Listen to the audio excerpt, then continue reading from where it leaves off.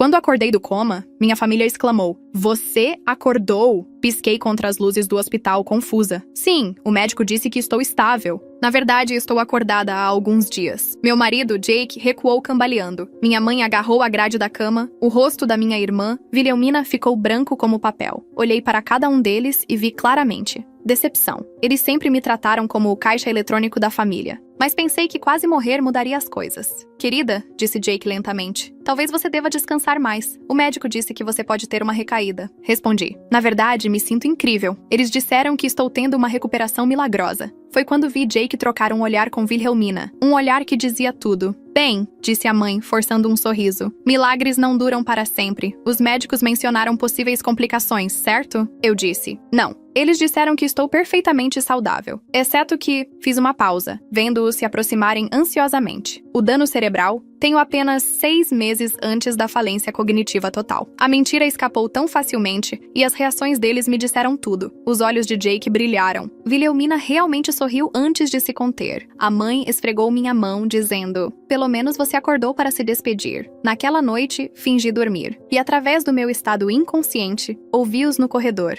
"O seguro de vida dela é de 2 milhões, sussurrou Jake. "Se ela for mentalmente incompetente, consigo uma procuração. A casa vale mais 800 mil, acrescentou Wilhelmina. "Mais as contas de investimento dela." A mãe disse: "Precisamos de documentação. Do declínio dela, evidência em vídeo." Sorri por trás dos olhos fechados. Durante meu coma, estive um pouco consciente e ouvi todas as conversas sobre desligar os aparelhos, sobre a herança, sobre a namorada de Jake, Melissa, que esperava pacientemente. Na semana seguinte, desempenhei meu papel perfeitamente.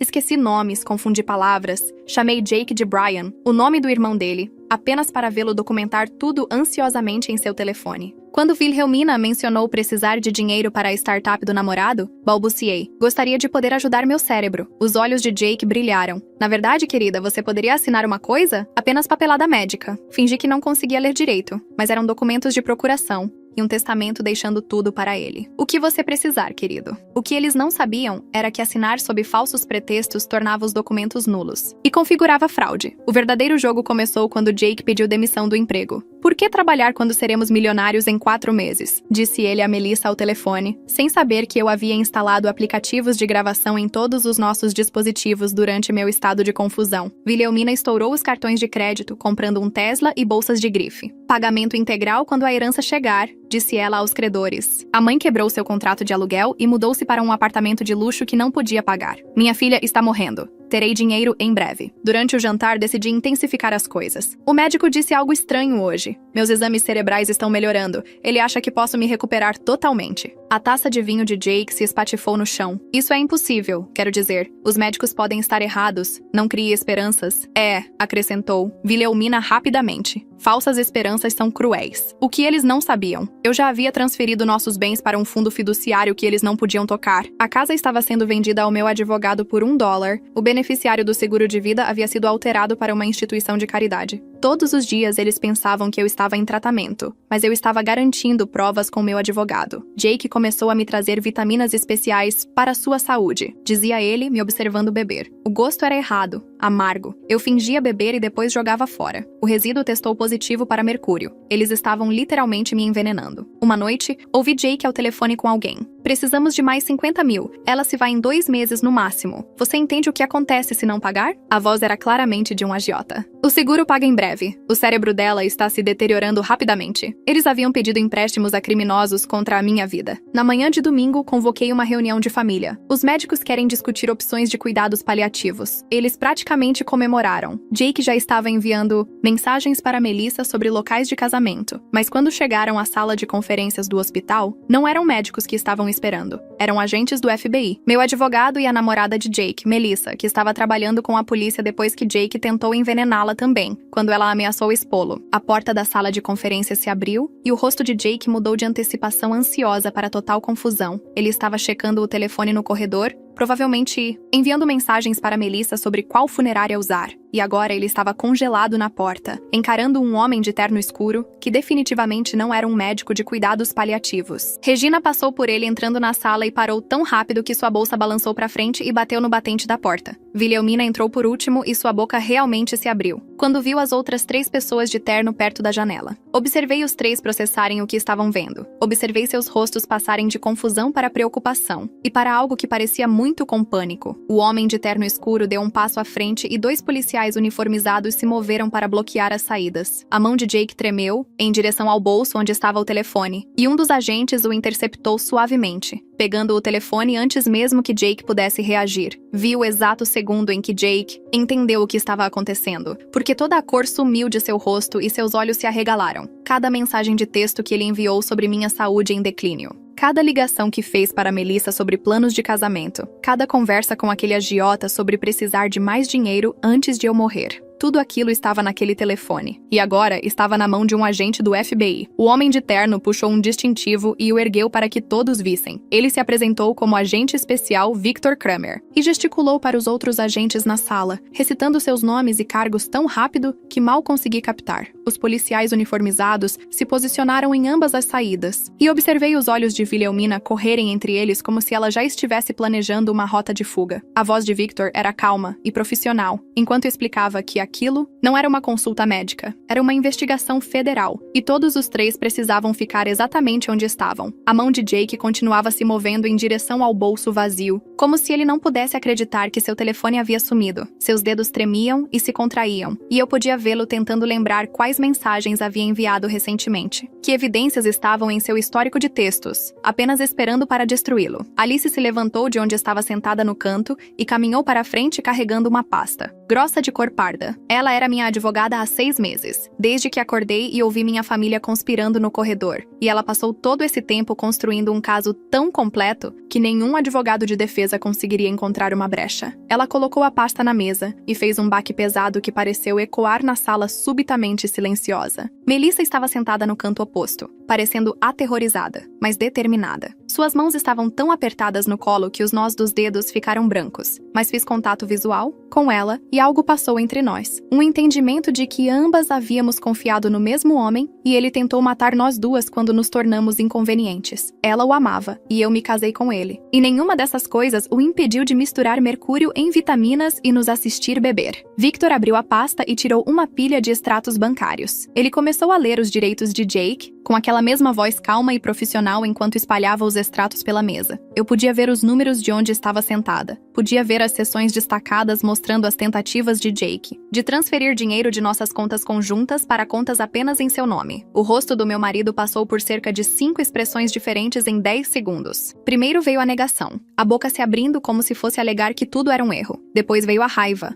o maxilar cerrado e as mãos fechadas em punhos. Finalmente, seu rosto se fixou em algo calculista e frio, e eu podia praticamente ver as engrenagens girando enquanto ele tentava descobrir quais mentiras ainda poderiam funcionar. Ele ainda achava que podia sair dessa na conversa porque era isso que Jake fazia. Ele falava, encantava e convencia as pessoas a acreditar em qualquer história que estivesse vendendo. Regina começou a chorar antes, mesmo de Victor se virar para ela. Grandes lágrimas dramáticas rolando por suas bochechas enquanto ela agarrava a bolsa e alegava que não sabia nada sobre nada daquilo. Ela era apenas uma mãe preocupada com a filha moribunda. Ela nunca discutiu dinheiro, seguro ou herança. Victor a deixou terminar toda a performance antes de puxar um gravador e apertar o play. A voz de Regina encheu a sala, cristalina, enquanto ela falava com um ajustador de seguros sobre minha apólice de seguro de vida. Ela perguntava sobre prazos de pagamento e se a incompetência mental afetaria a reivindicação, e quão rápido o dinheiro poderia ser transferido assim que eu morresse. Suas lágrimas falsas secaram bem rápido quando ela ouviu a própria voz, confessando conspiração. Ela tentou pegar o gravador,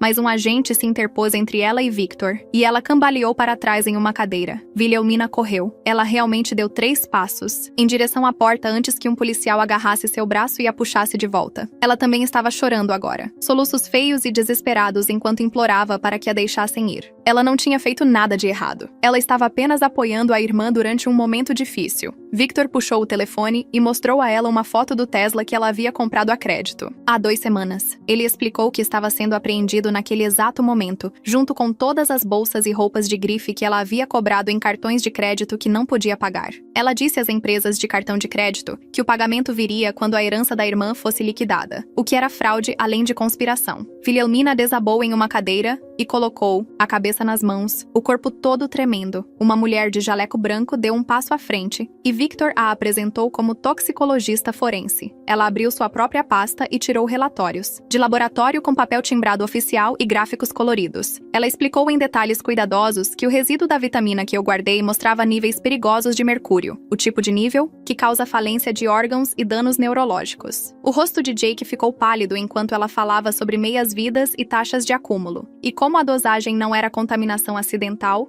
por comida ou ambiente. Era envenenamento deliberado projetado para causar sintomas que fariam parecer que minha suposta condição cerebral estava piorando. A especialista apontou para números específicos em seus gráficos mostrando que os níveis de mercúrio eram altos o suficiente para me matar em meses se eu continuasse bebendo aquelas vitaminas todos os dias como Jake havia incentivado. Melissa falou pela primeira vez desde que todos entramos na sala. Sua voz tremia, mas ela continuou, descrevendo como Jake havia levado vitaminas para ela também, quando ela ameaçou me contar sobre o caso deles. Ela pensou que ele estava sendo doce, tentando se desculpar e consertar as coisas, mas as vitaminas a deixaram violentamente doente. Ela acabou na emergência 2 vezes, antes de descobrir que só ficava doente quando Jake as preparava. A toxicologista assentiu e tirou mais relatórios de laboratório, estes de amostras tiradas do apartamento de Melissa. Mercúrio foi encontrado no liquidificador dela e em resíduos de copos que ela guardou, provando que Jake tinha um padrão de usar veneno para eliminar mulheres que se tornavam problemas para ele. As mãos de Melissa tremiam enquanto ela falava, mas ela continuou, descrevendo como Jake disse a ela que eu morreria em breve e eles poderiam ficar juntos, como ele prometeu a ela minha casa, e meu dinheiro, e uma vida em que ela nunca teria que trabalhar.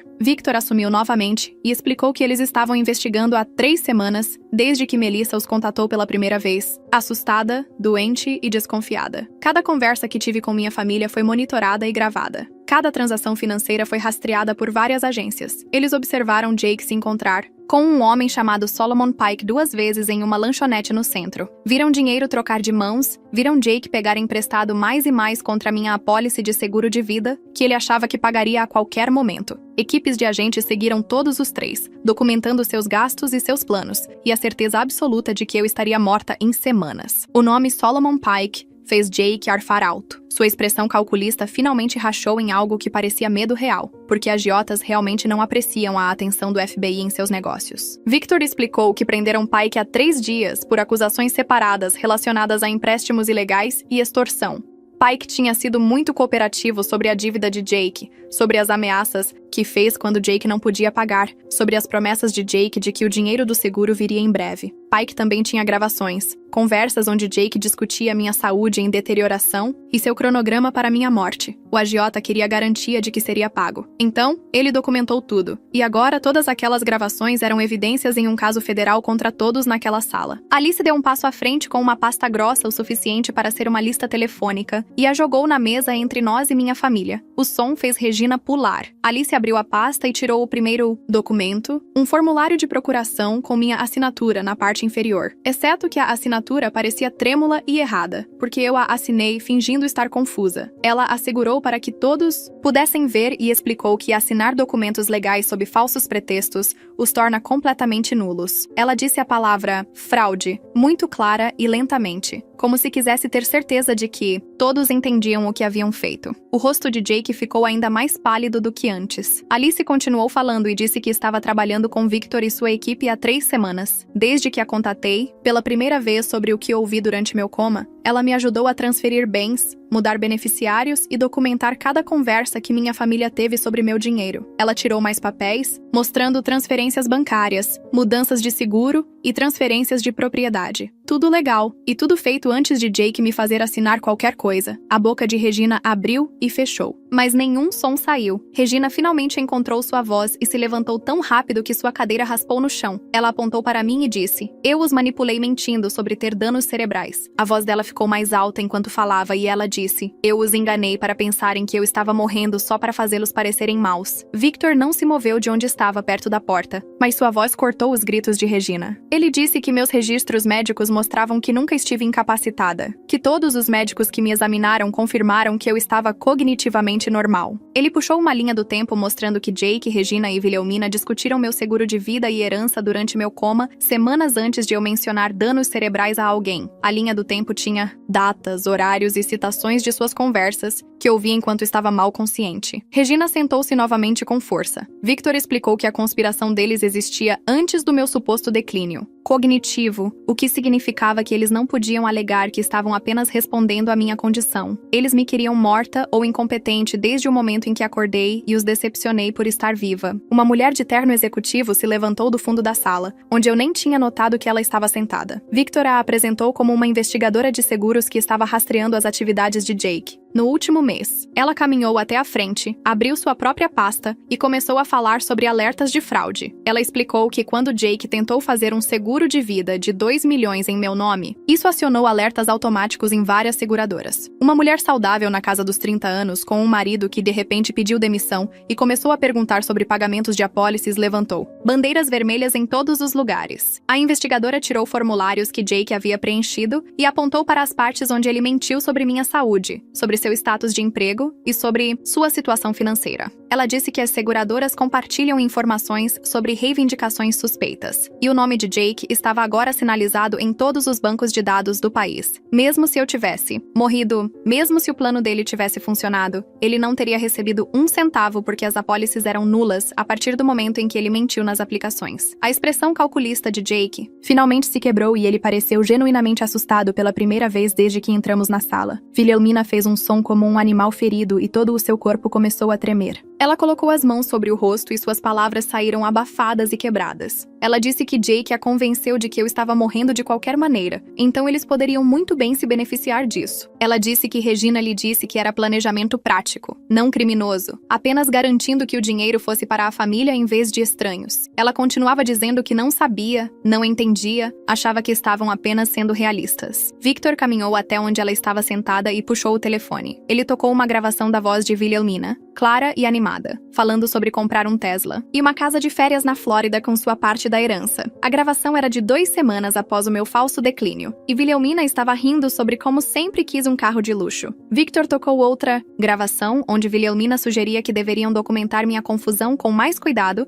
para que a seguradora não pudesse contestar as reivindicações. A voz dela na gravação não parecia nada com a mulher, soluçando na nossa frente. Victor disse que ela foi uma participante entusiasmada desde o início, não uma vítima da manipulação de Jake. Jake falou pela primeira vez desde o relatório de toxicologia, e sua voz saiu rouca. Ele disse que queria um advogado. Victor realmente sorriu um pouco, e assentiu como se Jake finalmente tivesse feito algo inteligente. Victor disse que esse era absolutamente seu direito e que ele definitivamente deveria conseguir o melhor advogado que pudesse pagar, o que não seria muito bom, já que Jake estava falido e em dívida com um agiota. Victor começou a listar as acusações e sua voz permaneceu calma e profissional enquanto destruía a vida da minha família. Conspiração para cometer um crime, tentativa de tirar uma vida, fraude eletrônica, fraude postal, roubo de identidade, falsificação, apresentação de reivindicações de seguro falsas. Cada acusação vinha com uma sentença potencial e Victor as somava à medida que avançava. Jake estava olhando para décadas de prisão. Regina e Wilhelmina também enfrentavam penas sérias, mesmo se cooperassem. Victor explicou que todos os 3 estavam sendo presos naquele momento, e os policiais já estavam lá fora esperando para levá-los sob custódia. Ele disse que cada um teria advogados separados e celas de detenção separadas para evitar que coordenassem suas histórias. 2 policiais uniformizados entraram pela porta, e Regina olhou para mim diretamente pela primeira vez desde que entramos nesta sala. Seus olhos não estavam tristes, nem arrependidos, nem assustados. Estavam furiosos. Ela me encarou com pura raiva, como se eu tivesse feito algo errado por não morrer no cronograma. Sua boca se torceu em algo feio, e eu pude vê-la pensando em todas as maneiras que queria me machucar por tê-la superado. Naquele momento, entendi algo que tentei não ver a vida toda. Minha mãe genuinamente acreditava que merecia meu dinheiro mais do que eu merecia minha vida. Ela achava que seus desejos eram mais importantes que minha existência. Ela não era uma pessoa desesperada que fez uma escolha terrível. Ela era alguém que olhou para a filha e calculou meu valor em dólares, e me achou mais valiosa morta do que viva. O policial tocou o braço dela para guiá-la e ela se afastou bruscamente, mas se levantou. Ela continuou me encarando e eu a encarei de volta e não desviei o olhar, até que a viraram para a porta. Eles os levaram um de cada vez para que não pudessem conversar ou planejar sua defesa juntos. Jake foi o primeiro e tinha ficado completamente em silêncio novamente, de volta àquele olhar calculista, como se já estivesse trabalhando em estratégias legais e acordos judiciais. Ele não olhou para mim, nem para Melissa,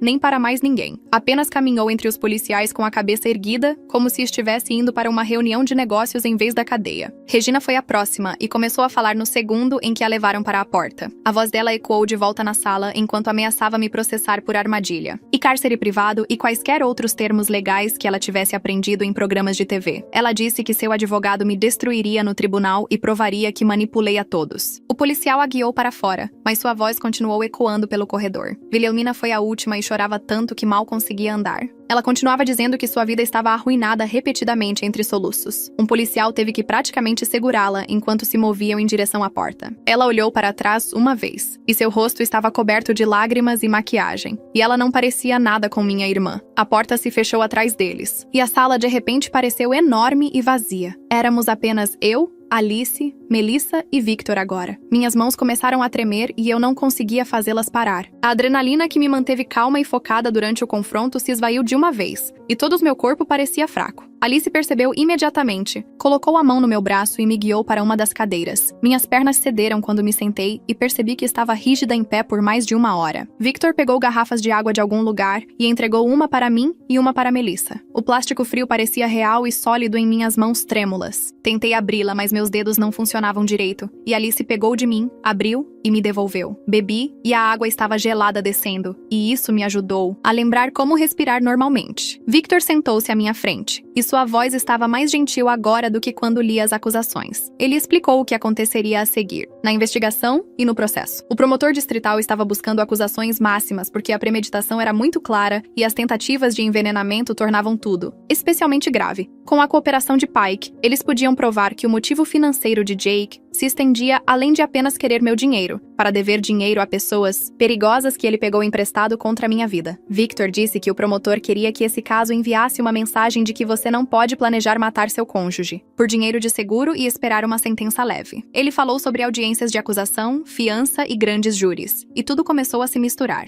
Alice anotou tudo no telefone e me disse para não me preocupar em lembrar de tudo agora. Victor disse que precisariam que eu testificasse eventualmente, a menos que Jake e os outros aceitassem acordos, o que ele achava que provavelmente fariam assim que vissem quanta evidência existia. Melissa falou e sua voz estava tão baixa que quase não a ouvi. Ela disse que sentia muito. Olhei para ela e ela estava chorando, mas tentando não chorar, limpando os olhos com as costas da mão. Ela disse que genuinamente não sabia sobre a trama de crime até Jake tentar envenená-la também. Ela pensou que ele estava apenas traindo, o que já era ruim o suficiente, mas não sabia que ele estava tentando me matar até acabar na emergência e começar a juntar as peças. Ela disse que sabia que eu provavelmente a odiava e entendia o porquê, mas queria que eu soubesse que sentia muito por fazer parte do caso, mesmo que não soubesse do resto. Olhei para essa mulher que dormiu com meu marido e que quase morreu, da mesma maneira que eu quase morri, e percebi que éramos ambas vítimas do mesmo homem. Ambas confiamos em alguém que nos via como problemas a eliminar. Eu disse a ela que acreditava nela e não a odiava. Éramos duas mulheres que confiaram no homem errado e quase morreram por isso. Alice puxou uma pasta grossa e espalhou documentos na mesa à minha frente. Ela apontou para cada papel enquanto explicava o que havíamos feito para proteger tudo. A venda da casa para ela por $1,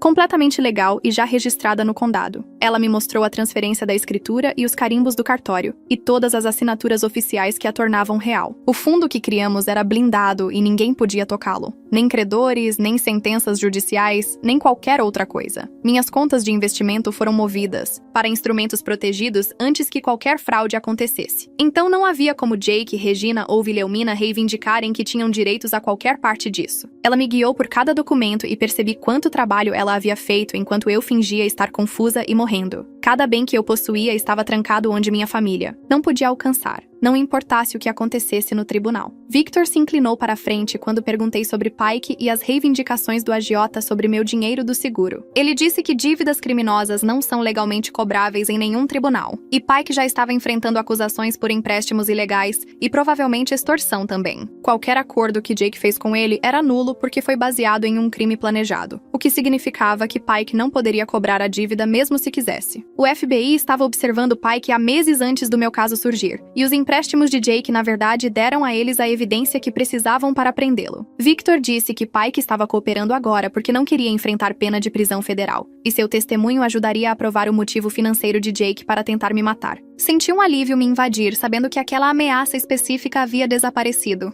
Um detetive da polícia local entrou cerca de 1 hora depois. Ele era mais velho, com cabelos grisalhos e olhos cansados, e sentou-se à minha frente com um gravador e um bloco de notas. Ele disse que precisava do meu depoimento formal para o arquivo do caso, começando desde o momento em que acordei do coma até o dia de hoje. Comecei a falar, e levou quase 2 horas para passar por tudo. Descrevi acordar e ver a decepção em seus rostos, ouvi-los conspirar no corredor, fingir esquecer as coisas e assinar documentos falsos, ouvir Jake ao telefone com Pike, derramar as vitaminas envenenadas. O detetive fez perguntas e me fez repassar certas partes várias vezes, e tive que reviver cada momento de traição em detalhes oficiais. Minha garganta doía de tanto falar, e ao final, eu estava exausta por colocar tudo em palavras para o registro. O detetive me agradeceu e disse que meu depoimento era claro e detalhado, e seria crucial para a acusação. Victor mencionou que precisariam que eu testificasse no julgamento, a menos que Jake e os outros aceitassem acordos judiciais. Alice imediatamente interveio e começou a falar sobre a preparação de testemunhas. Ela disse que meu testemunho seria crucial porque eu era a vítima e testemunhei a maior parte do planejamento deles em primeira mão, mas também seria difícil emocionalmente. Eu teria que sentar em um tribunal e encarar Jake, Regina e Wilhelmina, enquanto descrevia como eles tentaram me matar. Teria que responder a perguntas de advogados de defesa que tentariam me fazer parecer uma mentirosa ou manipuladora. Alice disse que praticaríamos antes, e ela estaria lá comigo o tempo todo, mas eu precisava entender que não seria fácil. A ideia de vê-los novamente fez meu estômago revirar, mas eu sabia que tinha que fazer isso se quisesse que eles enfrentassem consequências reais. Melissa deu seu depoimento em seguida, enquanto eu sentava e ouvia. Sua voz tremia enquanto ela descrevia o caso com Jake, e como ele disse a ela que eu estava morrendo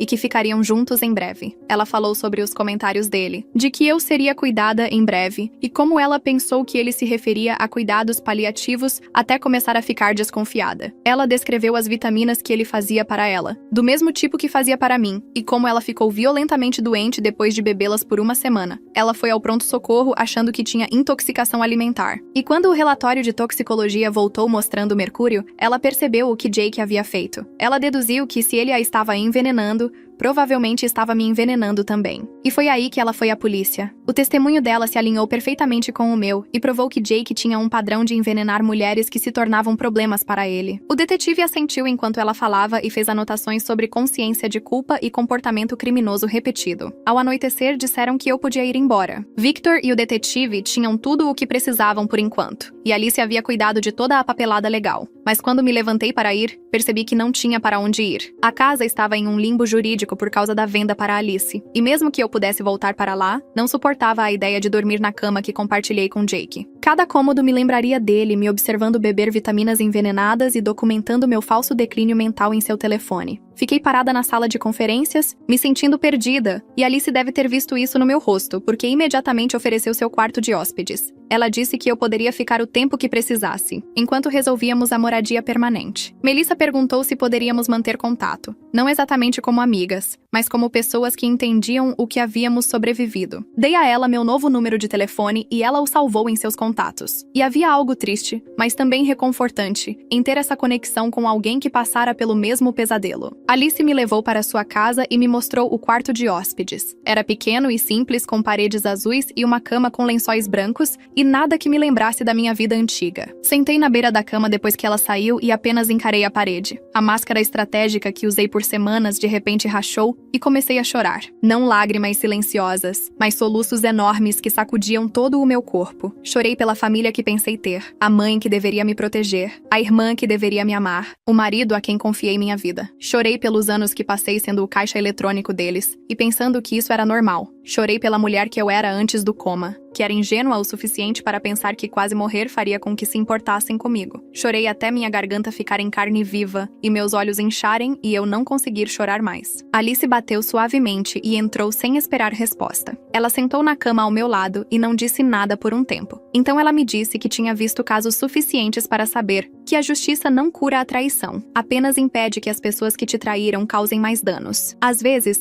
isso tem que ser o suficiente, porque porque você não pode desfazer o que fizeram ou transformá-los em pessoas diferentes. Você só pode se proteger, seguir em frente e construir algo novo. Ela disse que não era justo e não era o que eu merecia, mas era a realidade. Assenti porque sabia que ela estava certa, embora doesse ouvir. Na manhã seguinte, acordei com meu telefone vibrando constantemente. Alice me trouxe café e me disse que as prisões haviam saído no noticiário durante a noite. Olhei para o meu telefone e vi dezenas de mensagens de pessoas com quem não falava há anos. Antigos colegas de trabalho, parentes distantes e amigos do ensino médio. Todos subitamente preocupados com meu bem-estar e querendo saber se eu estava bem. O noticiário local havia divulgado a história como um caso bizarro de tentativa de tirar uma vida. E aparentemente estava sendo compartilhado por todas as redes sociais. As pessoas chamavam de conspiração do coma e trama de crime do seguro, fazendo parecer um filme em vez da minha vida real. Rolei pelas mensagens e a maioria parecia falsa, como se as pessoas quisessem apenas fazer parte do drama. Algumas pareciam genuínas, mas eu ainda não tinha energia para responder a ninguém. Desliguei meu telefone, bebi meu café e tentei descobrir o que viria a seguir. Rolei pelas mensagens por mais 1 hora antes de encontrar uma que me fez parar.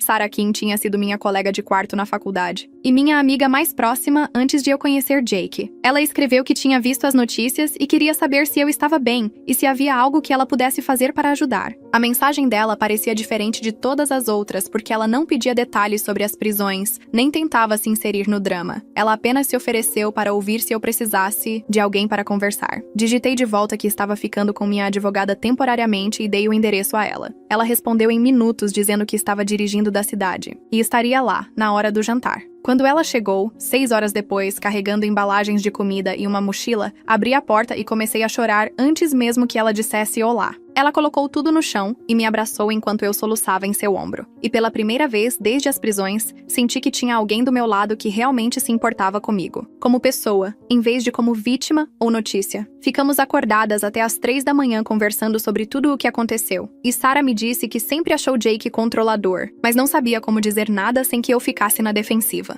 Tê-la lá fez o quarto de hóspedes de Alice parecer menos um esconderijo temporário e mais um espaço seguro, onde eu poderia começar a descobrir meus próximos passos. 3 dias depois, Alice me chamou em seu escritório em casa porque a promotora queria se reunir. Dirigimos até o escritório, da promotoria no centro, e sentamos em uma sala de conferências com uma mulher chamada Angela Brooks, que cuidava de grandes casos de fraude e tentativa de tirar uma vida. Ela espalhou pastas contendo evidências contra Jake, Regina e Wilhelmina, enquanto explicava que seu escritório estava considerando acordos judiciais para minha mãe e irmã, se elas concordassem em testemunhar contra Jake. Os acordos exigiriam que elas se declarassem culpadas de acusações de conspiração e aceitassem tempo significativo de prisão, juntamente com a restituição total do dinheiro que haviam gasto esperando minha morte. Angela disse que Regina provavelmente pegaria de 10 a 12 anos e Wilhelmina de 6 a 8 anos se cooperassem, mas sem o testemunho delas, o julgamento contra Jake se tornaria mais complicado e caro. Ela queria saber como eu me sentia sobre oferecer esses acordos, antes de fazer propostas formais aos advogados delas. Olhei para as transcrições das gravações mostrando minha mãe calculando pagamentos de seguro e minha irmã comprando itens de luxo a crédito, e disse a Angela que queria que elas enfrentassem consequências reais. Essas não eram pessoas desesperadas que fizeram uma escolha terrível em um momento de fraqueza. Elas passaram semanas planejando minha morte, celebrando meu falso declínio e gastando dinheiro que esperavam herdar depois que eu morresse. Regina foi minha mãe por 32 anos, e escolheu $2 milhões em vez da minha vida sem pensar 2 vezes. Wilhelmina era minha irmã e comprou um Tesla antes mesmo de eu estar supostamente morta. Aquele nível de ganância calculada merecia punição séria, não uma pena leve em troca de testemunho contra Jake. Angela assentiu e fez anotações sobre minha posição. Depois disse que me manteria informada sobre qualquer desenvolvimento nas negociações de acordo. Na manhã seguinte, Alice recebeu uma ligação do advogado de Wilhelmina tentando marcar uma reunião de negociação. Wilhelmina queria alegar que fora manipulada por Jake e Regina para acreditar que eu estava realmente morrendo e que só participou porque achava que estava ajudando a planejar minha morte inevitável, em vez de causá-la. Seu advogado aparentemente acreditava que essa narrativa lhe daria uma sentença mais leve, ou possivelmente liberdade condicional se ela concordasse em testemunhar contra os outros. Alice abriu as gravações em seu laptop e ouvimos Wilhelmina discutindo seus cálculos de herança. 3 dias depois que acordei do coma, ela sabia que eu estava saudável e me recuperando, mas ainda assim participou da documentação do meu falso declínio mental e gastou dinheiro, com base na minha morte antecipada. As gravações provavam que ela estava calculando ativamente o que herdaria e como gastaria, não concordando relutantemente com o plano de outra pessoa. Alice disse ao advogado de Wilhelmina que qualquer acordo precisaria incluir tempo significativo de prisão porque as evidências mostravam participação entusiástica, não manipulação. O advogado disse que falaria com sua cliente e nos daria um retorno. Mas Alice não achava que Wilhelmina aceitaria um acordo que envolvesse consequências reais. A resposta de Regina às ofertas de acordo foi ainda mais frustrante. Angela ligou para dizer que Regina recusou qualquer acordo e insistiu em ir a julgamento porque seu advogado acreditava que poderiam me pintar como uma filha vingativa que enredou sua pobre família. Aparentemente, a estratégia de defesa de Regina era alegar que ela tinha sido uma mãe, preocupada com a saúde da filha, e que eu manipulei a todos mentindo sobre danos cerebrais para fazê-los parecerem maus. Seu advogado achava que um júri simpatizaria com uma mãe que estava apenas tentando se preparar para a morte da filha, e que as gravações poderiam ser explicadas como planejamento prático em vez de conspiração de crime. Angela disse que essa defesa era ridícula dadas as evidências, mas significava que o caso de Regina iria a julgamento em cerca de 4 meses. Perguntei se isso significava que Jake e Wilhelmina também iriam a julgamento e Angela explicou que o advogado de Jake estava sendo mais esperto sobre a situação. O advogado de Jake entendia que a evidência de envenenamento era condenatória e que um júri provavelmente condenaria por acusações de tentativa de tirar uma vida que acarretavam prisão perpétua. Ele estava pressionando muito por um acordo que daria a Jake uma sentença definida em vez de arriscar a prisão perpétua, sem condicional. Angela disse que seu escritório estava disposto a considerar isso porque os julgamentos eram caros e incertos, mas eles não aceitariam menos de 20 anos. Dadas as tentativas de envenenamento por mercúrio e o envolvimento do agiota, Jake tentou matar a mim e a Melissa usando veneno, e esse nível de premeditação merecia um tempo sério, mesmo com um acordo judicial. 2 semanas após as prisões, Alice sentou-se comigo e disse que eu precisava começar a terapia. Ela notou que eu estava com problemas para dormir e que comecei a verificar obsessivamente toda a minha comida e bebida antes de consumir qualquer coisa. Eu disse a ela que estava bem e apenas sendo cuidadosa, mas ela disse que tinha visto casos de trauma suficientes para saber que eu estava mostrando sinais de TPT das tentativas de envenenamento. Ela me deu as informações de contato de uma terapeuta chamada Dra. Lisa Park, especializada em trauma por violência de parceiro íntimo. Eu não queria ir porque falar sobre sentimentos parecia inútil quando eu tinha processos legais para lidar, mas Alice insistiu e até marcou a primeira consulta para mim. O consultório da Dra. Park ficava em um prédio tranquilo com móveis confortáveis e plantas por toda parte. E quando me sentei para a nossa primeira sessão, ela me pediu para descrever o que aconteceu com minhas próprias palavras. Comecei acordando do coma e vendo a decepção da minha família. Depois passei pelos falsos danos cerebrais e as tentativas de envenenamento. Quando cheguei à parte sobre fingir beber as vitaminas enquanto Jake me observava, comecei a tremer e não consegui continuar. A Dra. Park me entregou lenços e disse que era normal ter reações físicas ao relatar traumas, especialmente quando a pessoa que te machucou era alguém em quem você confiava completamente. Nas sessões seguintes, ela me ajudou a entender que a traição era na verdade pior do que o perigo físico, porque Jake havia violado a confiança fundamental sobre a qual o casamento deve ser construído. Ele dormiu ao meu lado enquanto planejava minha morte, me beijou enquanto me envenenava e fingiu se importar, enquanto documentava meu falso declínio. Esse nível de traição íntima criou um tipo específico de trauma que era diferente de ser atacada por um estranho. Os procedimentos legais avançaram lentamente nas semanas seguintes, enquanto advogados negociavam e evidências eram revisadas. Angela ligou no início de novembro para dizer que Wilhelmina finalmente aceitou um acordo judicial depois que seu advogado explicou que ir a julgamento provavelmente resultaria em uma sentença mais longa. Wilhelmina concordou em se declarar culpada de conspiração para cometer fraude e tentativa de fraude em troca de 8 anos de prisão e ordens para reembolsar todo o dinheiro que gastou com base na minha morte antecipada. A audiência de declaração de culpa foi marcada para 2 semanas depois no Tribunal do Condado. Alice e eu comparecemos junto com Angela e vários agentes do FBI que trabalharam no caso. Wilhelmina ficou na frente do juiz vestindo um macacão laranja e parecendo muito menor do que eu me lembrava. Seu advogado leu o acordo enquanto ela assentia. E então o juiz pediu a ela que explicasse com suas próprias palavras o que havia feito. O pronunciamento de Wilhelmina foi doloroso de assistir, porque ela admitiu suas ações, mas enquadrou tudo,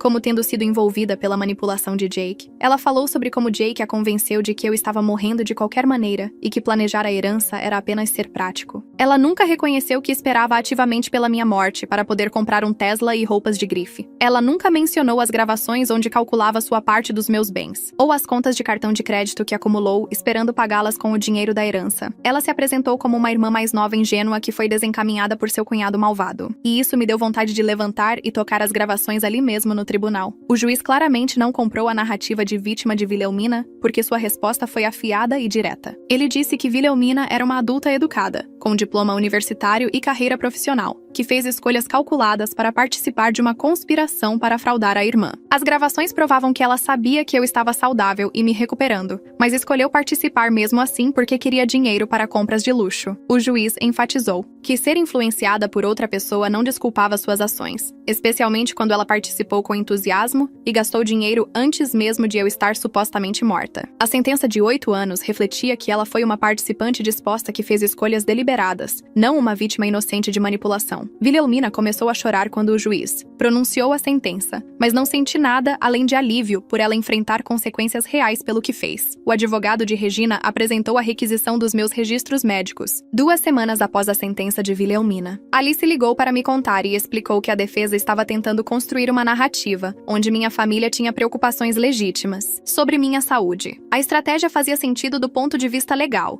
porque se pudessem provar que eu realmente tinha problemas cognitivos, as acusações de conspiração poderiam não se sustentar tão firmemente. Mas todo neurologista que me tratou durante minha recuperação documentou que eu não mostrava sinais de danos cerebrais ou declínio cognitivo. Os registros hospitalares eram claros e detalhados. Meus exames cerebrais mostravam função normal. Os testes cognitivos que fiz semanalmente durante minha suposta deterioração voltaram todos perfeitos. A defesa não encontraria nada naqueles arquivos, exceto a prova de que eu estava completamente saudável, enquanto minha família planejava minha morte. Alice explicou que a data do julgamento foi marcada para daqui a 4 meses, o que parecia uma eternidade quando eu só queria que todo esse pesadelo acabasse. Mas ela me lembrou que o advogado de Regina precisava de tempo para preparar uma defesa e a promotoria precisava de tempo para organizar todas as evidências. 4 meses significavam conviver com o conhecimento de que minha mãe eventualmente seria julgada por tentar tirar minha vida. 4 meses sabendo que ela lutaria em vez de aceitar a responsabilidade como Wilhelmina havia feito. As negociações do acordo de Jake estavam se arrastando por mais tempo do que o esperado. Alice soube pelo escritório do promotor que Jake queria 15 anos, enquanto eles pressionavam por 25. A lacuna parecia enorme, e o ponto de discórdia era sempre as tentativas de envenenamento. O advogado de Jake continuava argumentando que ele nunca teve a intenção de matar ninguém, apenas me deixar doente o suficiente para assinar documentos, enquanto eu estava vulnerável. A alegação era absurda, porque o envenenamento por mercúrio não deixa alguém apenas temporariamente doente. O promotor trouxe especialistas médicos que explicaram que as dosagens que Jake usou poderiam ter causado danos permanentes aos órgãos, falência renal e problemas neurológicos que durariam pelo resto da minha vida. A defesa de Jake de que ele estava apenas tentando me tornar complacente desmoronou quando os médicos testemunharam sobre o que o mercúrio realmente faz ao corpo humano. Angela ligou no final de janeiro para me dizer que Melissa testemunharia em uma audiência preliminar sobre seu próprio envenenamento. A audiência estava marcada para a semana seguinte, no Tribunal do Condado. Perguntei se deveria comparecer e Angela disse que não era necessário, mas eu era bem-vinda se quisesse apoiar Melissa. Decidi ir porque Melissa ajudou a salvar minha vida cooperando com o FBI e vê-la testemunhar parecia o mínimo que eu podia fazer. A audiência preliminar ocorreu em um tribunal menor do que eu esperava. Melissa sentou-se no banco das testemunhas usando um vestido azul marinho e parecendo muito mais saudável do que na última vez que a vi. O promotor pediu que ela descrevesse seu relacionamento com Jake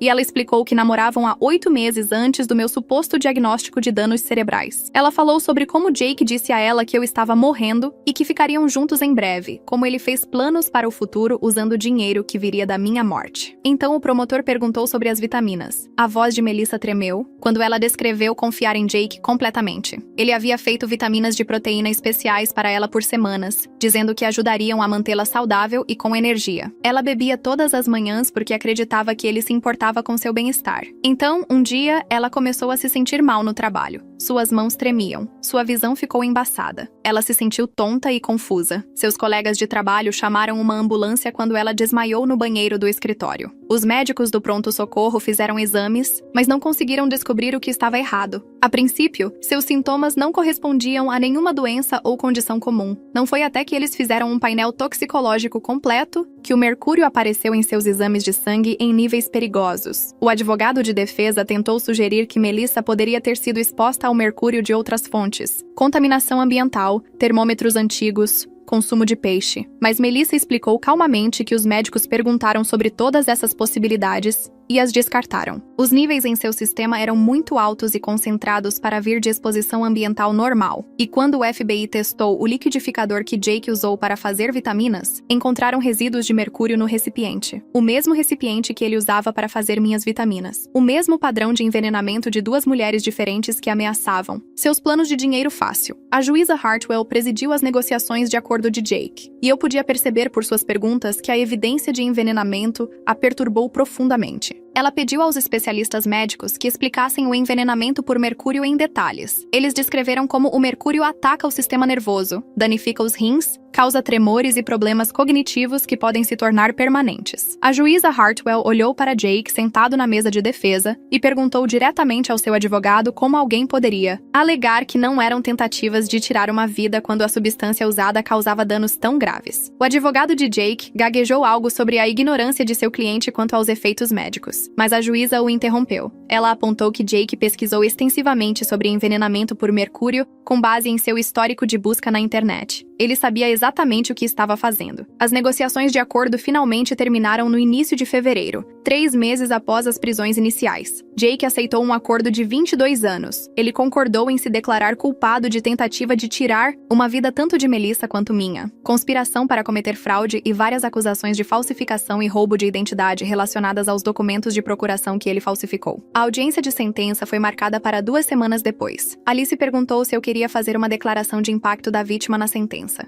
Eu disse que sim imediatamente, porque Jake precisava ouvir diretamente de mim o que ele havia feito. Passei uma semana escrevendo e reescrevendo minha declaração, tentando encontrar palavras que capturassem o horror específico de acordar de um coma para descobrir que seu marido desejava que você tivesse morrido. Angela me ajudou a praticar a leitura em voz alta sem desmoronar. A audiência de sentença lotou um tribunal maior. Jake sentou-se à mesa de defesa em um macacão laranja, parecendo menor do que eu me lembrava. Seu advogado sentou-se ao lado dele, remexendo papéis. A promotora sentou-se do outro lado, do corredor com arquivos empilhados à sua frente. Sentei na primeira fila com Alice de um lado e Angela do outro. A juíza Hartwell entrou, e todos se levantaram. A promotora apresentou o resumo do caso primeiro, percorrendo a linha do tempo dos eventos desde meu coma até as prisões. Ela enfatizou o planejamento e a premeditação, as múltiplas vítimas, o uso de veneno como arma. Então, ela me chamou para dar minha declaração de impacto da vítima. Caminhei até o pódio com as pernas trêmulas e olhei para a juíza em vez de para Jake. Descrevi acordar do meu coma e ver a decepção nos rostos da minha família. Falei sobre fingir ter danos cerebrais e assistir meu marido documentar meu falso declínio com excitação ansiosa. Expliquei como ele me trazia vitaminas todos os dias, me observava beber, me beijava de boa noite enquanto o mercúrio em meu sistema atingia níveis perigosos. Descrevi a traição específica de ser envenenada por alguém que prometeu me amar e proteger. Alguém que dormia ao meu lado e planejava meu funeral e enviava mensagens para a namorada sobre locais de casamento enquanto eu supostamente estava morrendo. Minha voz falhou quando falei sobre o medo que veio após as prisões do FBI. O conhecimento de que Jake estava ativamente tentando me matar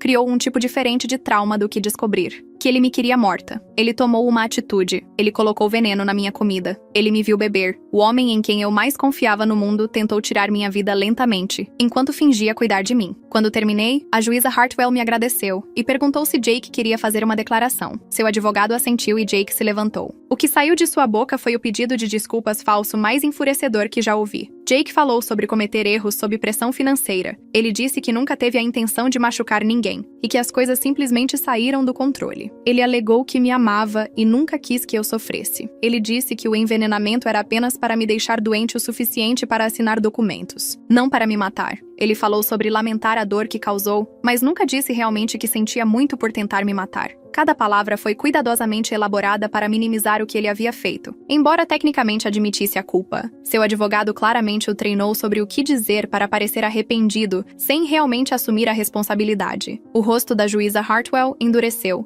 enquanto Jake falava. Quando ele terminou, ela olhou para ele por um longo momento antes de responder. Ela disse que a declaração de Jake provava que ele ainda não entendia a gravidade de seus crimes. Ela enfatizou que ele não havia apenas roubado dinheiro ou cometido fraude. Ele tentou tirar a vida da sua esposa e sua namorada quando elas se tornaram inconvenientes para seus planos de riqueza fácil. Ela observou que ele não mostrou remorso genuíno, apenas pesar por ter sido pego. Ela apontou que sua alegação sobre não ter a intenção de matar ninguém era contradita por cada evidência no caso. A juíza Hartwell o sentenciou aos 22 anos completos. Ela recomendou que ele cumprisse a pena em uma instalação de segurança máxima, dada a natureza calculada de seus crimes. Ela ordenou que ele pagasse restituição pelas despesas médicas e custas legais, embora todos soubéssemos que ele não tinha dinheiro para pagar nada. Enquanto os oficiais levavam Jake para fora do tribunal, ele olhou para mim uma vez. Não havia pedido de desculpas em seus olhos, apenas raiva por eu tê-lo superado. 4 meses após as prisões iniciais, o julgamento de Regina começou. Sua estratégia de defesa ficou clara durante as declarações iniciais. O advogado a pintou como uma mãe preocupada com a saúde debilitada da filha. Ele alegou que quaisquer discussões sobre herança eram apenas planejamento prático para meus cuidados, depois que eu me tornasse incapaz. Ele sugeriu que os gastos de Regina não estavam relacionados à minha situação e que ela sempre viveu além de suas possibilidades. A narrativa tentava separar suas decisões financeiras das acusações de conspiração. A promotoria destruiu a estratégia na primeira hora de depoimentos. Eles tocaram gravações de Regina discutindo meus pagamentos de seguro de vida com Wilhelmina antes mesmo de eu mencionar danos cerebrais. O áudio era cristalino. A voz de Regina calculando quanto dinheiro ela herdaria. Sua empolgação com a casa valendo 800 mil. Seus planos de comprar um condomínio de luxo e um carro novo. As gravações provaram que ela planejava se beneficiar da minha morte antes que eu lhe desse qualquer motivo para pensar que eu estava realmente morrendo. O promotor tocou mais gravações mostrando Regina calculando valores de herança semanas antes de eu mencionar qualquer dano cerebral. A voz dela ecoou pelos alto-falantes do tribunal, discutindo como gastaria o dinheiro do seguro, que tipo de condomínio compraria, se deveria comprar um carro novo ou economizar esse dinheiro para viajar. Os registros de data e hora provaram tudo. Ela estava planejando seu futuro financeiro com base na minha morte, antes mesmo de eu lhe dar um motivo para pensar que eu estava morrendo. Seu advogado tentou argumentar que mães naturalmente se preocupam com o futuro dos filhos e fazem planos práticos. O promotor derrubou isso rápido. Ele apontou que mães normais não calculam pagamentos de herança enquanto suas filhas estão em coma. Mães normais não discutem desligar os aparelhos para acelerar reivindicações de seguro. Mães normais não gastam dinheiro que não tem com base na morte iminente de seus filhos. Quando chegou minha vez de depor,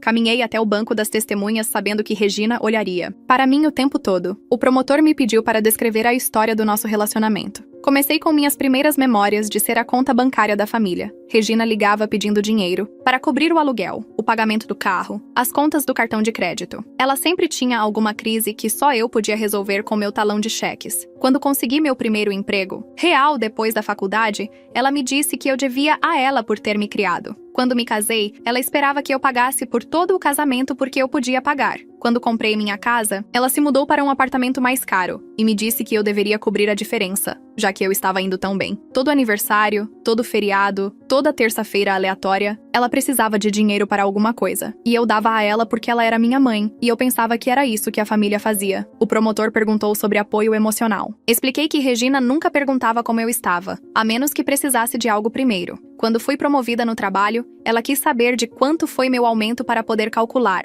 o que eu poderia dar a ela. Quando tive um susto de saúde antes do coma, ela passou a visita ao hospital falando sobre seus próprios problemas. Quando tentei estabelecer limites sobre dinheiro, ela chorava sobre ser abandonada por sua filha ingrata. O padrão era claro e vinha acontecendo há anos. Eu era o caixa eletrônico, não a filha. Então, o promotor perguntou sobre acordar do coma. Descrevi abrir os olhos e ver a decepção no rosto de Regina. Não alívio por eu ter sobrevivido, não alegria por eu estar acordada, apenas aquele flash de decepção antes de ela se recompor. E forçar um sorriso. Contei ao júri sobre ouvi-la no corredor naquela primeira noite, discutindo meu seguro de vida com Wilhelmina como se estivessem planejando uma viagem de compras. Expliquei como Regina imediatamente começou a falar sobre meu suposto declínio cognitivo, incentivando os médicos a documentar problemas que não existiam, pressionando por declarações de incompetência que dariam a Jake uma procuração. O promotor mostrou ao júri os registros de gastos de Regina. Ela quebrou seu contrato de aluguel e mudou-se para um apartamento de luxo que não podia pagar, 2 semanas depois que mencionei danos cerebrais. Ela disse ao proprietário que sua filha estava morrendo e ela teria dinheiro em breve. Ela comprou móveis caros a crédito com entrega programada para 6 meses depois, bem na época em que ela esperava que eu estivesse morta ou completamente incapaz. Ela fez depósitos em um carro novo e um cruzeiro, ambos programados para depois da minha suposta falência cognitiva. Cada compra foi cronometrada para minha morte esperada. O advogado de Regina levantou-se para o interrogatório. Ele tentou me fazer parecer vingativa e manipuladora. Perguntou por que menti sobre danos cerebrais, se não estava tentando prender minha família. Sugeriu que eu era uma filha cruel que gostava de ver a mãe sofrer. Implicou que eu fabriquei evidências e manipulei gravações para incriminar pessoas inocentes que estavam apenas preocupadas com minha saúde. Sua estratégia era óbvia: fazer o júri pensar que eu era a vilã, não Regina. Fiquei calma e expliquei exatamente por que comecei a gravar. Disse ao júri que estive um pouco consciente durante meu coma. Ouvi Regina, Wilhelmina e Jake discutindo se deveriam desligar meus aparelhos. Ouvi-os calculando pagamentos de seguro e valores de herança. Ouvi-os falando sobre quanto tempo deveriam esperar antes de encerrar meu suporte de vida,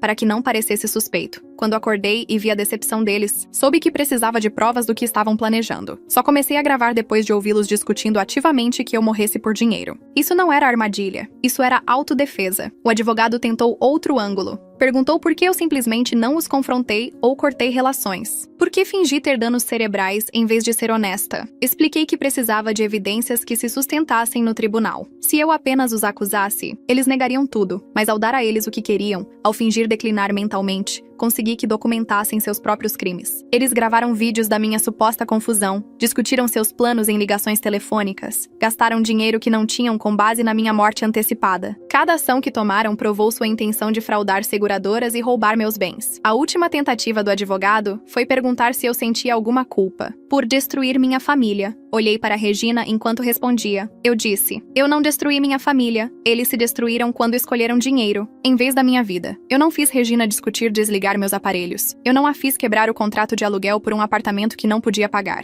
Eu não a fiz calcular pagamentos de seguro enquanto eu estava em coma. Ela fez essas escolhas. Ela cometeu esses crimes. Tudo o que fiz foi sobreviver e coletar evidências do que ela planejava fazer comigo. O júri saiu para deliberar após as alegações finais. 6 horas se passaram enquanto eu me sentava no corredor com Alice. Minhas mãos tremeram o tempo todo. Continuei pensando no que aconteceria se não acreditassem em mim e se achassem que eu realmente era vingativa. E se Regina saísse livre? Alice continuava me lembrando que as evidências eram esmagadoras. As gravações, os registros financeiros, os relatórios de toxicologia, tudo apontava para conspiração e tentativa de fraude. Mas eu não conseguia relaxar até ouvir o veredito. Quando o júri voltou, observei cada rosto tentando ler sua decisão. As 4 mulheres se levantaram e anunciaram culpada em todas as acusações: conspiração para cometer crime, tentativa de fraude, conspiração para cometer fraude. O rosto de Regina ficou branco e depois vermelho. Ela começou a balançar a cabeça como se pudesse recusar o veredito. Seu advogado colocou a mão no braço dela, mas ela o afastou. O juiz agradeceu ao júri e marcou uma audiência de sentença para 2 semanas depois. A audiência de sentença de Regina estava marcada para uma manhã de terça-feira. Cheguei cedo e sentei na primeira fila com Alice. Regina foi trazida vestindo um macacão laranja, o cabelo liso e o rosto pálido. Ela parecia menor de alguma forma, como se estar na prisão a tivesse encolhido. A juíza entrou e todos se levantaram. Quando nos sentamos novamente, Regina olhou para a frente, sem olhar para mim. O promotor apresentou sua recomendação de sentença primeiro. Ele pediu o máximo de 15 anos com base na completa falta de remorso de Regina e na gravidade de seus crimes. Ele apontou que ela não demonstrou culpa durante o julgamento. Nenhum reconhecimento de irregularidade. Nenhum pedido de desculpas à filha. Ele enfatizou que, como minha mãe, Regina tinha um dever especial de cuidado que violou da maneira mais fundamental possível. Ela planejou ativamente minha morte para ganho financeiro, o que merecia punição séria. O advogado de Regina argumentou por clemência. Ele alegou que Regina era uma mulher que fez escolhas ruins sob estresse financeiro. Disse que ela nunca tentou realmente me matar, apenas planejou se beneficiar se eu morresse naturalmente da minha suposta condição. Sugeriu que uma sentença mais curta de 5 a 7 anos seria apropriada, dada a idade dela e a falta de antecedentes criminais. Ele a pintou como uma mulher desesperada que foi pega em circunstâncias além de seu controle. A juíza perguntou se Regina queria fazer uma declaração. Regina levantou-se lentamente, olhou para a juíza e disse que lamentava qualquer dor que causou. Mas então ela se virou para mim e seu rosto mudou. Ela disse que eu destruí a família ao me recusar a lhe ajudar quando precisavam de dinheiro. Alegou que eu sempre fui egoísta e fria.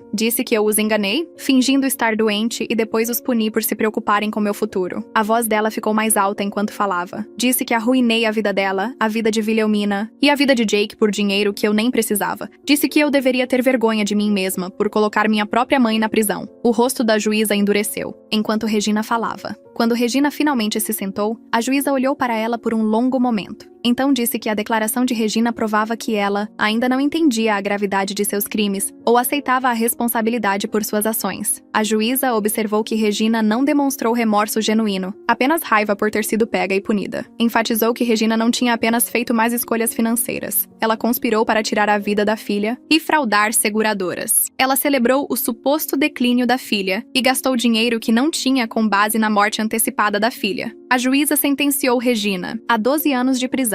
Recomendou que Regina cumprisse a pena em uma instalação de segurança média e ordenou que ela pagasse restituição pelos custos legais e pelo dinheiro, que gastou fraudulentamente. Enquanto a juíza terminava de falar, Regina gritou comigo do outro lado do tribunal. Gritou que eu tinha destruído a família e que me arrependeria disso. Disse que eu era uma filha ingrata que merecia morrer sozinha. Os policiais se moveram em direção a ela, mas ela continuou gritando sobre como eu tinha arruinado tudo. Tiveram que removê-la fisicamente do tribunal enquanto ela ainda gritava sobre que pessoa terrível eu era. Sentei ali assistindo a segurança arrastar minha mãe para fora e não senti nada além de alívio. Não exatamente satisfação, não felicidade, apenas esse profundo alívio de que ela não poderia mais me machucar. Ela não poderia ligar pedindo dinheiro. Ela não poderia me culpar para financiar seu estilo de vida. Ela não poderia planejar minha morte para pagamentos de seguro. Pela primeira vez na minha vida, eu estava livre de sua manipulação e controle. Alice apertou minha mão e saímos do tribunal juntas para o sol da tarde. Com todos os 3 membros da família condenados e sentenciados, comecei a reconstruir minha vida real. Alice me ajudou a encontrar um pequeno condomínio em um bairro diferente, do outro lado da cidade. 2 quartos, cozinha atualizada, pequena varanda com vista para o parque. Sem memórias de Jake, Regina ou Wilhelmina. Sem fantasmas nos cantos. Apenas um espaço limpo que era inteiramente meu. Passamos um fim de semana comprando móveis e comprei tudo novo. Sofá novo, cama nova, pratos novos, tudo novo. Eu não queria nada da minha vida antiga neste novo espaço. As seguradoras terminaram suas investigações cerca de 1 mês após a sentença de Regina. Confirmaram que não haveria pagamentos a ninguém envolvido na conspiração. Jake não receberia dinheiro do seguro de vida. Regina não receberia herança. Wilhelmina não receberia sua parte dos bens. Tudo ficou comigo ou foi para a instituição de caridade que designei como beneficiária durante meu falso declínio. Os investigadores de seguros também sinalizaram todos os 3 em bancos de dados do setor. Eles nunca seriam capazes de fazer apólices para ninguém ou ser nomeados como beneficiários sem acionar alertas de fraude. Seus nomes foram permanentemente marcados no sistema. Meu telefone tocou uma noite enquanto eu desempacotava caixas no novo condomínio. Número desconhecido, mas atendi mesmo assim. A voz de uma mulher perguntou se eu era filha de Regina. Disse que sim, com cuidado. Ela se apresentou como irmã do meu pai, minha tia. Disse que tinha visto a cobertura do julgamento e queria entrar em contato. Quase desliguei porque não sabia que tinha uma tia, mas ela continuou falando. Explicou que Regina havia cortado toda a família do meu pai depois que ele morreu. Ela se recusou a deixá-los me ver, devolveu suas cartas, bloqueou suas ligações. Ela me isolou completamente do lado dele da família. Conversamos por 2 horas naquela primeira ligação. Minha tia me contou histórias sobre meu pai, que eu nunca tinha ouvido. Como ele se preocupava com o materialismo de Regina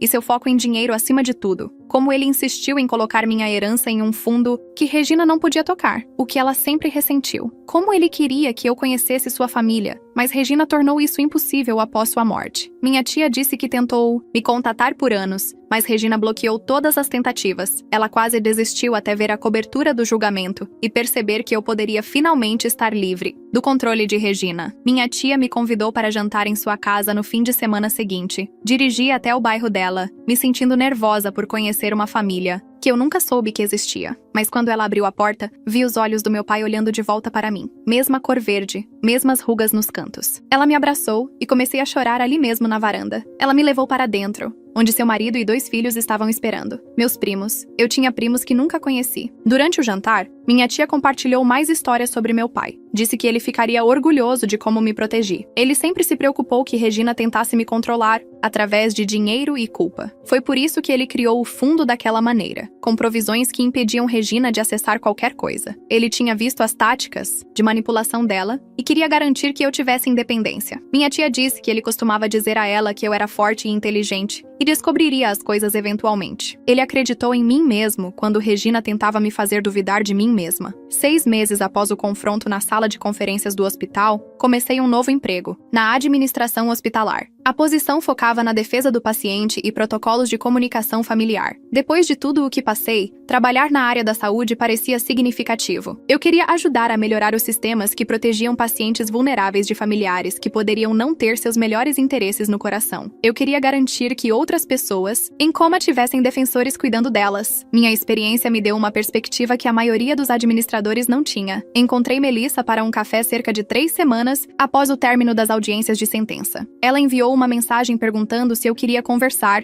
e imaginei que poderíamos, já que ambas sobrevivemos à mesma pessoa tentando nos matar. A cafeteria que ela escolheu era território neutro. Nenhum lugar onde Jake teria levado qualquer uma de nós. Ela parecia diferente sem o estresse de testemunhar pairando sobre ela. Mais jovem de alguma forma, e pediu um café normal em vez de qualquer coisa chique. Sentamos do lado de fora porque nenhuma de nós queria se sentir presa em um espaço pequeno. Ela me agradeceu por não odiá-la, o que pareceu estranho porque eu não tinha energia sobrando para odiar ninguém, exceto as pessoas que realmente tentaram me matar. Ela explicou que acreditou genuinamente em Jake quando ele disse que seu casamento havia acabado, que eu estava doente e ele estava apenas esperando o momento certo para sair. Eu disse a ela que entendia, porque predadores são bons em fazer você acreditar em suas mentiras. Falamos sobre as vitaminas, como a abordagem dele tinha sido semelhante com nós duas, e havia algo quase clínico em comparar notas sobre nossas próprias tentativas de crimes. Ela disse que seu terapeuta lhe disse que ela tinha um padrão de confiar nos homens errados. E eu disse que minha terapeuta me disse que eu tinha um padrão de ignorar bandeiras vermelhas quando as pessoas me mostravam quem realmente eram. Não nos tornamos amigas exatamente, mas trocamos números e concordamos em verificar uma a outra ocasionalmente. Há valor em conhecer alguém que entende a traição específica de confiar em alguém que estava planejando ativamente sua morte enquanto fingia te amar. Ela pagou pelos 2 cafés, embora eu tenha me oferecido. E quando nos abraçamos na despedida, pareceu fechar um capítulo, do qual nenhuma de nós queria fazer parte, mas não podíamos fingir que não tinha acontecido. Minha melhor amiga da faculdade me ligou cerca de 2 meses após o término dos julgamentos. Ela recebeu uma oferta de emprego na minha cidade e queria saber se eu achava que ela deveria aceitar.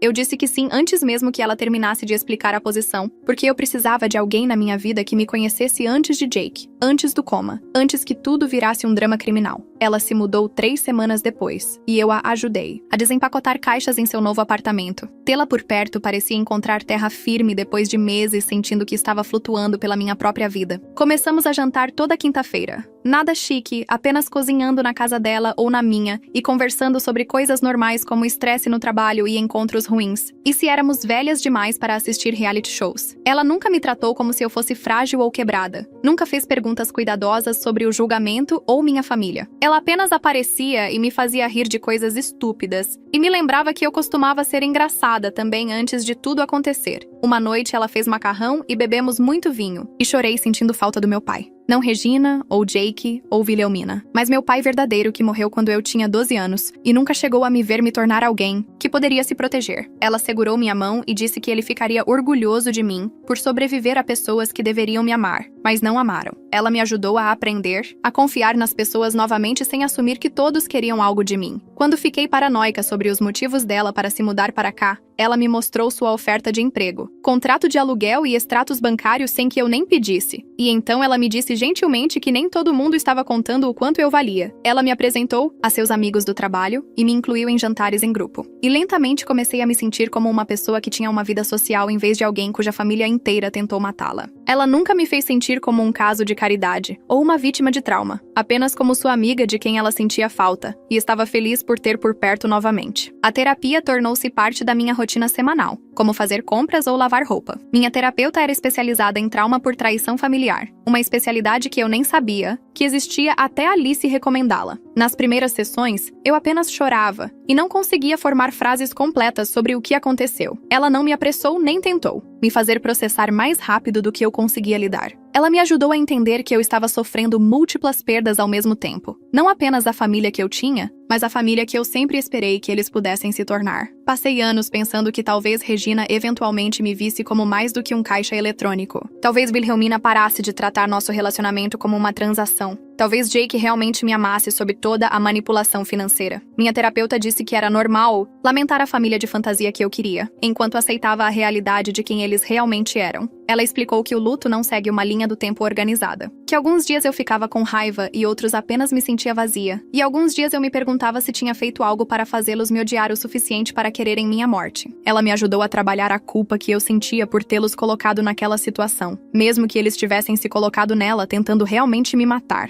Continuei pensando que talvez eu devesse apenas ter me divorciado de Jake discretamente e me afastado de Regina e Wilhelmina sem expor tudo. Minha terapeuta perguntou se eu achava que eles teriam parado de tentar pegar meu dinheiro se eu apenas tivesse desaparecido, e percebi que eles teriam encontrado outra maneira de me sangrar ou pior. Ela me ensinou que me proteger não era o mesmo, que machucá-los, que eles se machucaram ao escolher a ganância em vez da decência humana básica. Falamos muito sobre meu pai, sobre como ele estabeleceu proteções financeiras porque sabia que Regina não era confiável. Minha terapeuta me ajudou a ver que ele me deu ferramentas para sobreviver mesmo depois que ele se foi, que usar essas ferramentas não me tornava manipuladora ou cruel. Ela disse que a diferença entre mim e minha família era que eu agia apenas para proteger minha vida, enquanto eles agiram para acabar com ela. Algumas sessões foram mais difíceis do que outras, especialmente quando discutíamos confiança e relacionamentos. E se eu algum dia seria capaz de deixar alguém se aproximar novamente, sem esperar que mostrassem seus verdadeiros motivos. Conheci alguém no trabalho cerca de 4 meses depois que tudo se acalmou. Ele trabalhava no financeiro do hospital e continuávamos nos encontrando no refeitório durante os intervalos para o almoço. Ele começou a sentar na minha mesa e conversávamos sobre coisas normais, como planos para o fim de semana e se o café do hospital estava piorando ou se estávamos apenas ficando mais cansados. Não contei a ele sobre minha história no início porque queria ver se ele gostaria de mim sem saber que eu era a mulher do noticiário cuja família tentou tirar sua vida. Fomos tomar café algumas vezes, depois jantar, e eu continuava esperando que ele me pedisse dinheiro ou começasse a calcular meu valor. Ele nunca fez isso. Pagou por suas próprias refeições e nunca perguntou sobre meu salário ou meus bens, ou se eu possuía propriedades. Quando finalmente contei a ele sobre Jake e o julgamento e tudo o que aconteceu, ele ouviu sem interromper e depois perguntou se eu estava bem, não o que aconteceu com o dinheiro ou se eu era rica agora. Ele disse que entendia. Se eu precisasse ir devagar,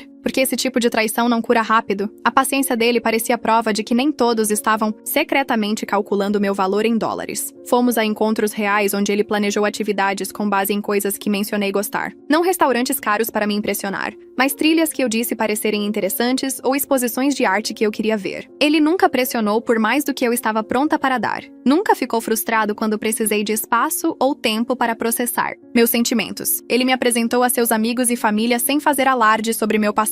Apenas me apresentou como alguém que ele estava namorando e gostava de passar tempo. A mãe dele me abraçou na primeira vez que nos encontramos e não fez uma única pergunta sobre o julgamento ou minha família. Continuei testando-o de pequenas maneiras, mencionando coisas caras que não podia pagar para ver, se ele se ofereceria para pagar, falando sobre estresse financeiro para ver se ele perguntaria sobre minhas contas. Ele nunca mordeu a isca. Apenas me tratou como uma pessoa com quem se importava, não um recurso para explorar ou um problema para resolver. 6 meses depois, finalmente comecei a acreditar que ele poderia realmente gostar de mim por mim, que nem todos estavam mantendo uma contagem do que poderiam tirar de mim. O rescaldo financeiro levou cerca de 6 meses para se estabilizar totalmente. Alice montou o fundo perfeitamente, protegendo tudo de credores e sentenças judiciais e das tentativas da minha família de alegar que mereciam compensação. A casa foi vendida para ela por $1, conforme planejado. Então ela a vendeu pelo valor de mercado e colocou os lucros no fundo, onde ninguém podia tocar. Minha conta de investimento permaneceu protegida. Meus fundos de aposentadoria permaneceram intactos. E o dinheiro do seguro de vida foi para a instituição de caridade que designei como beneficiária. Eu não era rica de forma alguma, mas estava segura e independente. Eu tinha um bom emprego na administração hospitalar que pagava o suficiente para cobrir minhas contas e economizar um pouco. O condomínio era modesto, mas meu. Um quarto em um bairro seguro com estacionamento e uma pequena varanda. Comprei móveis devagar, escolhendo peças que eu realmente gostava em vez do que Regina decidira ser apropriado para alguém na minha posição. Meu carro era prático e quitado.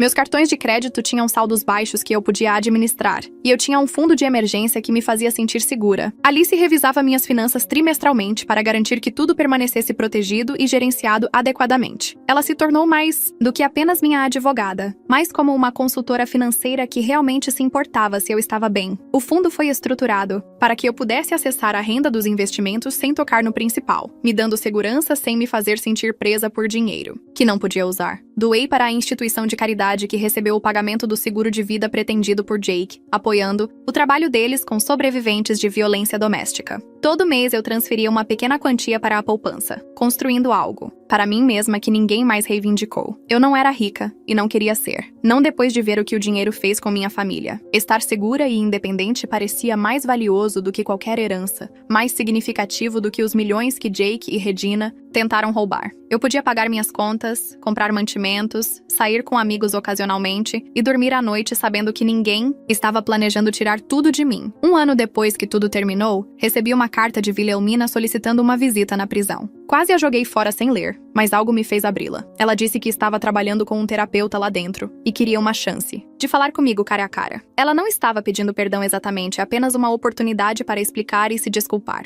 Pensei sobre isso. Por 2 semanas antes de decidir ir, a prisão ficava a 2 horas de distância, e dirigi até lá em um sábado de manhã, me sentindo enjoada, o tempo todo. A sala de visitas era exatamente como se vê nos filmes. Mesas pequenas aparafusadas ao chão e guardas observando tudo. Wilhelmina parecia menor de alguma forma, mais velha, vestindo um uniforme de prisão que ficava largo em sua estrutura. Ela havia perdido peso e seu cabelo estava mais curto e ela não usava maquiagem. Ela chorou quando me viu, o que eu não esperava. Ela me agradeceu por ter vindo e disse que entendia se eu a odiasse. Eu disse a ela honestamente que não a perdoava e não teríamos um relacionamento quando ela fosse libertada, mas eu não desejava o mal a ela. Ela assentiu como se esperasse aquela resposta e disse que era justo. Ela explicou que estava trabalhando com seu terapeuta para entender como justificou esperar que a irmã morresse por dinheiro. Como se convenceu de que estava tudo bem porque eu tinha mais do que precisava de qualquer maneira. Ela disse que o terapeuta a estava ajudando, a ver que ela sempre teve ciúmes de mim, que Regina nos colocou uma contra a outra desde que éramos crianças. Ouvi, mas não ofereci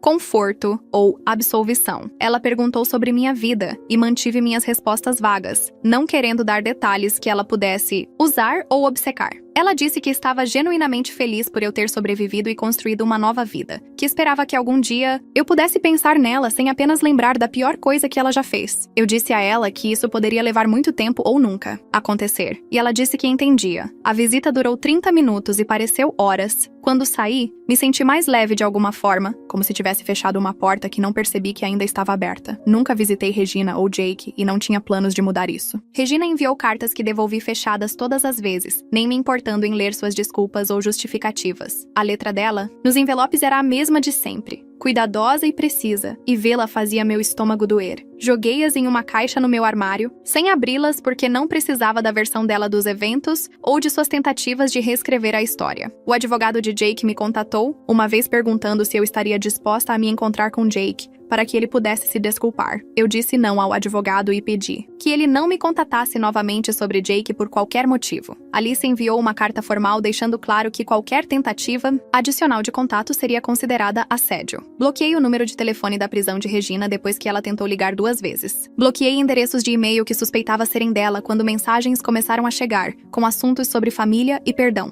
Minha terapeuta disse que era saudável manter limites com pessoas que tentaram me matar, que eu não devia a eles perdão ou encerramento, ou qualquer outra coisa. Alguns relacionamentos não podem ser reparados e tudo bem. Não me senti culpada por cortá-los completamente, porque eles já haviam me cortado da maneira mais definitiva possível quando decidiram que eu valia mais morta do que viva. Minha tia, por parte de pai, perguntou uma vez se eu queria escrever para Regina, já que ela ainda era minha mãe, e expliquei que Regina deixou de ser minha mãe no momento em que discutiu desligar meus aparelhos para acelerar os pagamentos da herança. Minha tia entendeu, e nunca mais tocou no assunto. Concentrei-me em construir relacionamentos com pessoas que realmente se importavam comigo em vez de desperdiçar energia com pessoas que provaram que não se importavam. Jake e Regina podiam passar seu tempo na prisão como quisessem, mas passariam sem que eu participasse de sua reabilitação ou de sua culpa, ou de sua necessidade do meu perdão para se sentirem melhor. Consigo mesmos. Meu relacionamento com o rapaz do trabalho desenvolveu-se lentamente para algo genuíno e saudável. Namoramos por 1 ano, indo com calma, construindo confiança através da consistência e honestidade. Ele nunca me pressionou a ir mais rápido do que eu me sentia confortável. Nunca ficou frustrado quando precisei de segurança ou espaço. Ele conheceu minha tia e minha melhor amiga da faculdade, e ambas aprovaram, o que importou para mim mais do que eu esperava. Ele conhecia toda a minha história e respeitava que eu precisava de tempo para acreditar que ele não estava secretamente calculando meu valor. Ele me pediu em casamento depois de 1 ano de namoro. Nada extravagante, apenas um jantar em casa e um anel que ele economizou meses para comprar. Eu disse sim porque aprendi a diferença entre alguém que te ama e alguém que te vê como um recurso para explorar. Ele chorou quando eu disse sim, lágrimas reais, e me disse que estava nervoso que eu dissesse não porque eu tinha sido tão machucada antes. Chorei também, porque genuinamente acreditava que nunca confiaria em alguém o suficiente para me casar novamente. Conversamos sobre acordos pré-nupciais aberta e honestamente, e insisti em não porque não confiasse nele, mas porque precisava da segurança de saber que meus bens estavam protegidos. Ele concordou imediatamente, e disse que entendia completamente que me proteger não era o mesmo que não confiar nele. Alice redigiu o acordo pré-nupcial e ele o leu cuidadosamente e assinou sem reclamações ou negociações. Os pais dele ficaram animados com o noivado e nunca perguntaram sobre minha situação financeira, ou o que eu estava trazendo para o casamento. A mãe dele me abraçou e disse que estava feliz por seu filho ter encontrado alguém que o fazia feliz. Planejar o casamento tornou-se algo que eu realmente ansiava em vez de temer. Planejar um casamento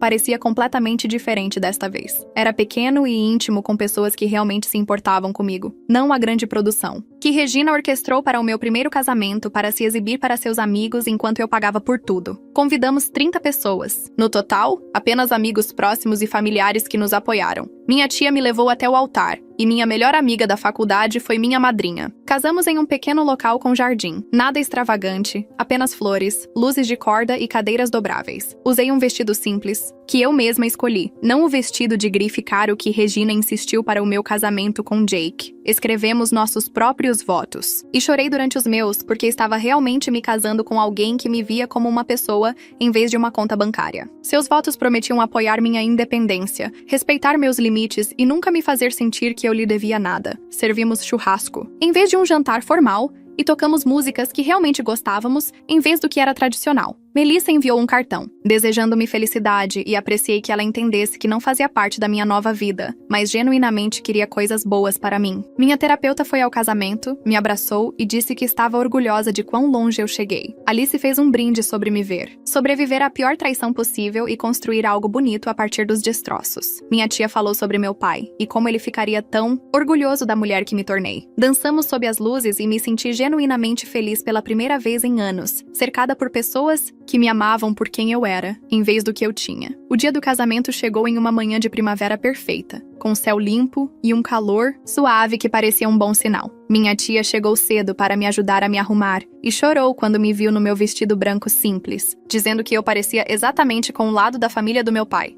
Minha melhor amiga da faculdade fez minha maquiagem e continuou fazendo piadas para acalmar meus nervos. E percebi como eu tinha sorte de ter pessoas que genuinamente se importavam com minha felicidade, em vez da minha conta bancária. Fomos juntas para o pequeno local no jardim e não senti nada do pavor que experimentei antes do meu primeiro casamento, quando Regina controlou cada detalhe e reclamou dos custos que eu estava pagando. Minha tia me acompanhou pelo corredor, curto entre fileiras de cadeiras dobráveis cheias de 30 pessoas que realmente queriam estar lá. E o rosto do meu noivo, quando me viu, foi tudo o que eu precisava saber sobre fazer a escolha certa. Minha melhor amiga da faculdade ficou ao meu lado como madrinha, segurando meu buquê e enxugando os olhos com um lenço. E eu a peguei sorrindo para mim durante os votos. A cerimônia foi curta e pessoal com palavras, que nós mesmos escrevemos em vez de roteiros tradicionais. E quando nos beijamos como marido e mulher, todos aplaudiram como se realmente quisessem dizer isso. Na recepção encontrei um cartão na mesa de presentes de Melissa me desejando felicidade e dizendo que estava feliz por eu ter encontrado alguém que me merecia. E apreciei que ela entendesse que nossa conexão era sobre sobreviver a Jake juntas, não construir uma amizade, mas ela ainda queria coisas boas pra mim. O jantar de churrasco foi casual e delicioso, e dançamos sob luzes de corda enquanto o sol se punha, cercados por pessoas que provavam a cada dia que eu valia mais do que minha conta bancária. Começar este novo capítulo parecia diferente porque aprendi ao sobreviver à traição da minha família que me proteger não era egoísmo, e que algumas pessoas sempre escolheriam dinheiro em vez de amor. Mas eu não precisava deixar isso definir meu futuro. Eu estava construindo uma vida com pessoas que me viam como uma pessoa em vez de um recurso. E isso parecia o melhor resultado possível depois de tudo o que passei.